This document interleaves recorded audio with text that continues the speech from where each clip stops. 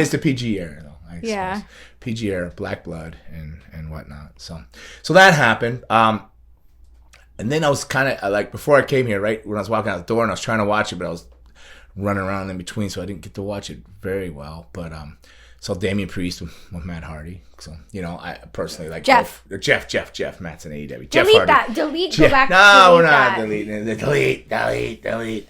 But I don't know. It looked like some awkward move moments in that match. I'm a big Damian Priest fan, and I love Jeff Hardy.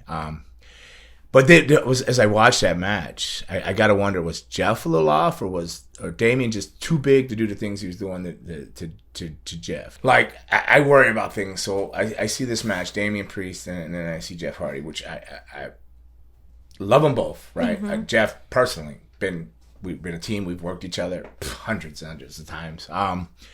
Damian, I just dig him. Love his character. I think he's too happy and talks a little too much with his character where it is now. Like he's like a little bubbly, but maybe that's the PG era thing. Because I think he's a rock star. Oh, and remember what I said? I compared him to the Lestat and Queen of the Dam. Mm-hmm. I saw one of our YouTube comments. Yes, I read it. I told you I read them. I've been overwhelmed. Thank you for all of them, but I haven't been able to read them all. But somebody said that he did an interview or something that he said that his character was based off of Lestat, Queen of the Dam. Woo. And you nailed that.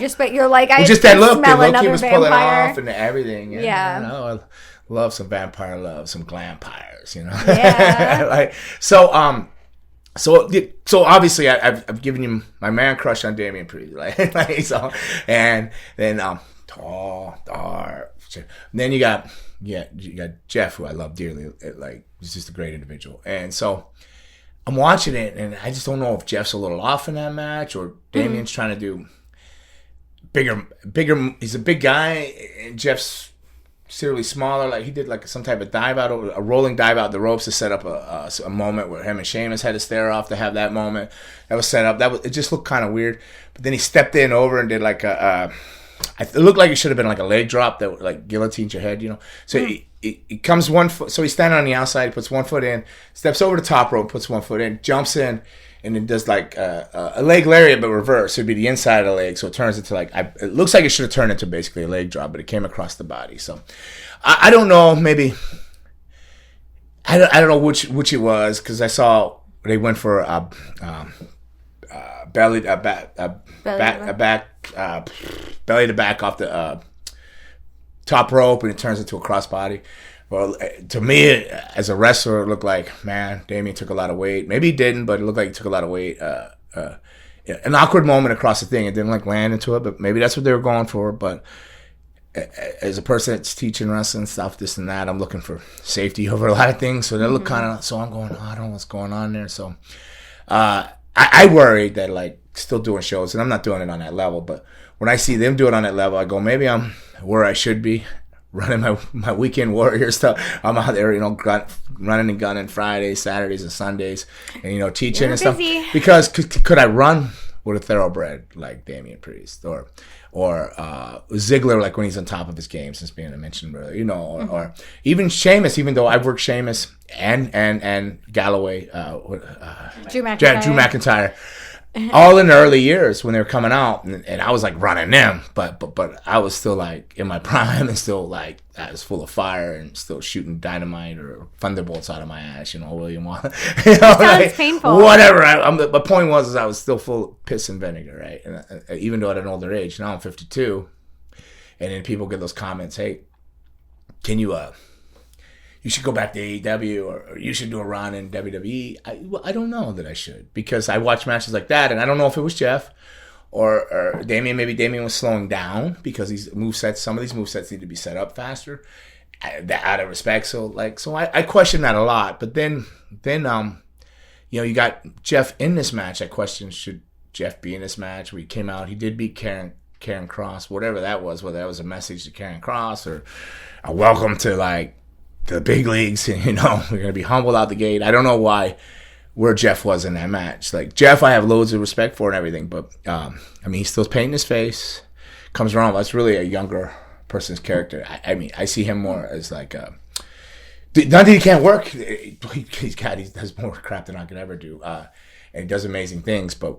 I mean, where should it be used? And then you hear stuff where, and then I guess supposedly Raymond was telling me earlier that there was a lot of heat that he was used in 24/7 because he's iconic. The ladder matches, all the things he's done with his brother and himself throughout the years, and all the injuries taken, he's broke down to being an extra running around in a 24/7 thing. They're not utilizing him correctly. So yeah. right, so did they throw him in that match because of that? Is that fair to him? That he went online and did a thing saying, "Oh, I'm just happy to be here," blah blah blah blah blah, and the next thing you know, you're in that title match. I think he needs to listen to the fans. Right, but my question is like, I guess I'm analyzing myself like and trying to justify why I'm gonna start. I'm trying to do a podcast. Well, we are doing a podcast. I'm not trying. It is happening. So we're banging a band with Gangrel. But like, I got some realities to face. I'm not going back to a major company. Despite, thank you all the people that thinking that I can do that. It's not going to happen. And if it would, it'd be a one-off. It's not a long-term thing. But like, I don't want to see Jeff used in silly ways when he's done such iconic things. Like you said, used the wrong way. I think he should be featured in certain things and featured well, not to be beaten or this and this and that, or not to be exposed if it is him that's getting a little bit older, or he's being beat up and binged up or whatever. So I worry. So I guess I'm watching that, and at the same time I'm searching for answers to make a decision. I have to make a decision on a knee surgery coming up. Whether I do it or not. If I do it, I'm done. So I mean, I'm not gonna scare anybody in bookings this year, but because I'm slammed to my next weekend off is Christmas. That's my next weekend off. But I have to make a decision soon if I want to do it this year due to some insurance things and stuff like that. That's way more affordable this year than to do it and then not have an income in wrestling and do it later, right? So right now I'm doing very well and life is good. So I'm trying to justify these things. So I watch Jeff and then I start feeling like, well, I'm obviously not going back there. I'm not of that caliber anymore. I mean, I could go back and work a gimmick of that caliber and not bump way less and this and this and that. So it's not impossible, but it's not going to happen. If it's going to happen, it would have probably happened by now. So, but I just hate to see Jeff be thrown into that situation. And then, but I don't know if it was him or not. I could have been looking at things awkward. It could have just been two people trying to do some cool stuff that just didn't match up in that kind of way, But I don't know where I was even going with that, but now you got me soul searching myself here. I like talking to people at their houses. Like he's about to cry. He's gonna have a breakdown. He says there's a lot of weird energy in the air today. You know who I'd like to see in like a match though, and it's not gonna happen because they're on different brands. Is Jeff Hardy and Darby Allin. Right, but see, I think Darby could do that because he's done it with everybody. I'm not the hugest Darby Allin fan in a sense of like killing his body. Like some of the things he does is so thing, but I think with Jeff's knowledge and Darby's balls of courage or lack of fear, they could probably come up with some really creative stuff, like and really structure something really, really cool. Like that could be magical. Like, man, maybe that'd be maybe Jeff leaves. Tags with his brother, has one more run, and then wraps it up with a Darby Allin.